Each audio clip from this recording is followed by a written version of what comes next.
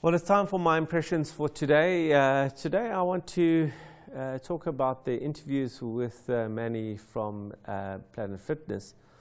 And what really stood out for me in those interviews, in both last week's and this week's interview, was almost a David Goliath kind of setup where there was a big incumbent, a dominant incumbent in the industry, and you had a startup try and take on the incumbent, and he did so. 5 points to talk about. I've called this the courage to take on the incumbent, and 5 points to talk about here why you perhaps should think about taking on an incumbent when perhaps you were thinking it wasn't a good idea.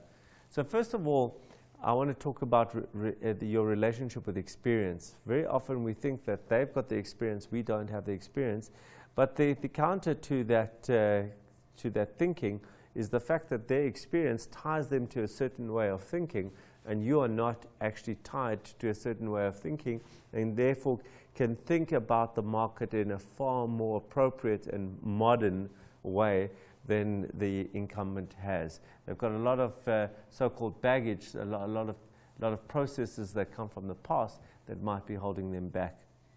Number two is to really be comfortable starting with a niche. You don't have to take over the world in a day.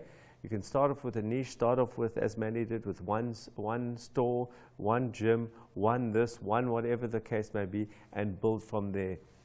No need to start thinking about opening up with 100 or 25% of market share or 50% of market share. Start small with a view to then growing that niche into a dominant player in the market. Number three is focus on value.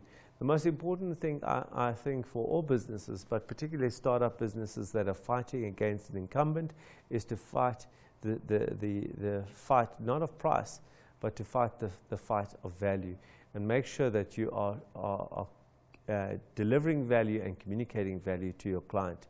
Number four is expect a fight back. It's very seldom that an incumbent will just lie down and say, tickle my tummy.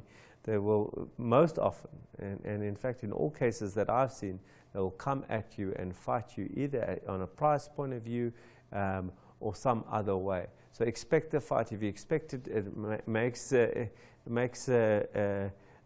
experience a little more tolerable. And finally, expect another startup to come and fight you, because once you start getting out there and prove that it's possible to dethrone the incumbent, other people will be looking to dethrone you.